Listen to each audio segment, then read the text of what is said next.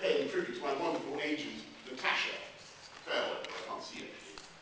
Say too clearly, never mind. But also particularly to my brilliant and long-suffering publisher, Susie Watt.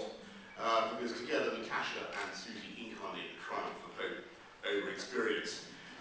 This morning Susie sent me an email saying that this would be a great opportunity for me to meet the distinguished fiction manager responsible for my novel, 42 Virgins, she said. And I wanted to remind Susie that actually this effort was called 72 Virgins, though I expect I'm the beneficiary of the ruthless discounting policy.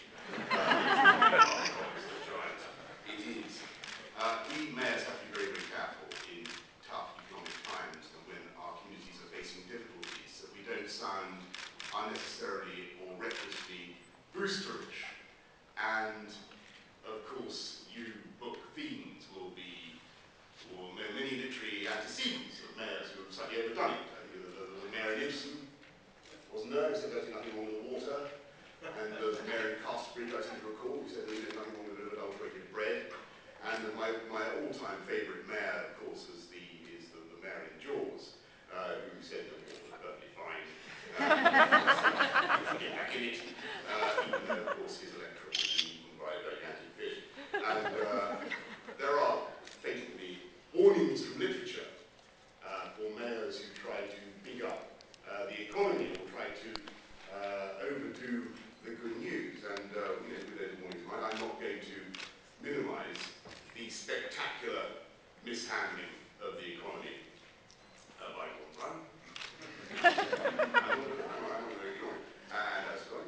Gordon nor am I going to deny that some bankers have been greedy and deluded, yes? Yes. And that they should forthwith give any of their taxpayer-funded bonuses to the Mayor's Fund for London. But the key point I want to get across to you today, in all seriousness, is that London is not built solely on financial services. It is true that it's an important component, 9% GDP, 30% of value added, but there is also, in this city, many other world-leading industries. I may mention the higher education sector, medical science, law. 4 out of the 6 biggest commercial law firms in the world are in London. There's the manufacturers are surprisingly strong and robust manufacturing sector, 3 bicycle manufacturers in London. And then, of course, there is the whole arts, culture, and media sector, of which publishing is the single biggest and most economically important component. So together you, and I think I'm addressing the cream of the British publishing industry, yes, I missed my guess, you, overwhelmingly centred in London, produce 100,000 titles a year. You have £2 billion in exports, probably even more now that Gordon and Alistair have so brilliantly devalued the pound. You employ 70,000 people, and when I hear people say that New York is also a cultured and a learned city and full of people who can read books, I give a knowing chuckle, because it is a fact that in London there are twice as many bookshops as there are in New York, with almost identical populations. And so if you ask me, why is London so successful, and why is London publishing so resilient? I suppose we can point to several socio-economic factors, like the energy and enterprise of people here, the history. I think we're celebrating the tercentenary of the Statute of Anne that established the principle of copyright. I think. Anyone nod? I'm fairly certain of that. We, of course, have a ready supply of impecunious university graduates, all of them sitting in cafes and scribbling out outlines for a 6-part blockbuster about the Magic Pretzel, or whatever it is.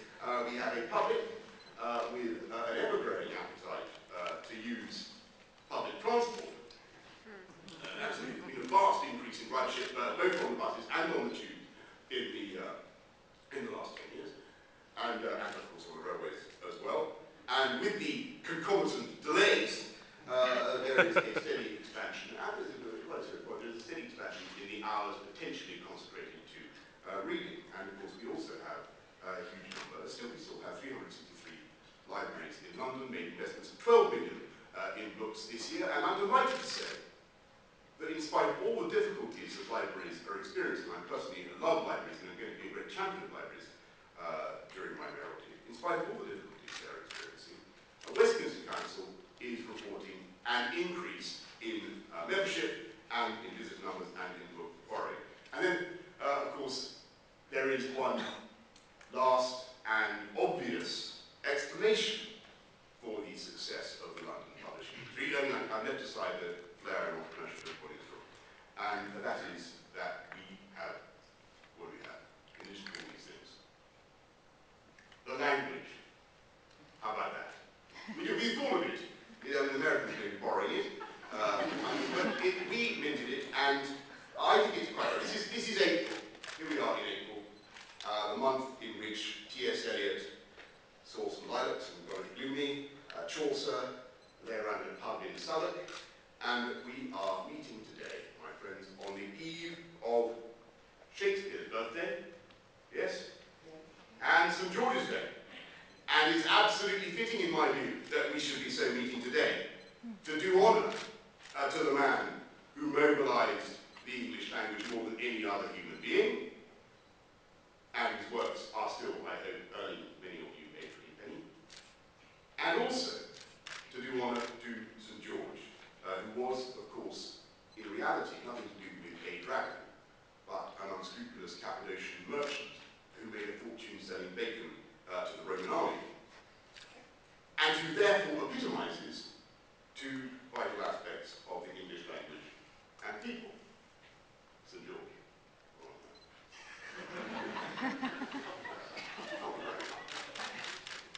Their mongrel nature, yes, and their ruthless acquisitiveness. Because since 1066, we have benefited from the great confluence of Romance and Anglo-Saxon streams that give us the English language our interest in puns, the potential for rhyme, and the infinite variety of expression that has helped to give users of English, speakers of English, their economic mastery. That's the point I would make, because speakers of English at every stage have a choice between a Germanic or a Latinate word. They have an option, an alternative, if you see what I mean.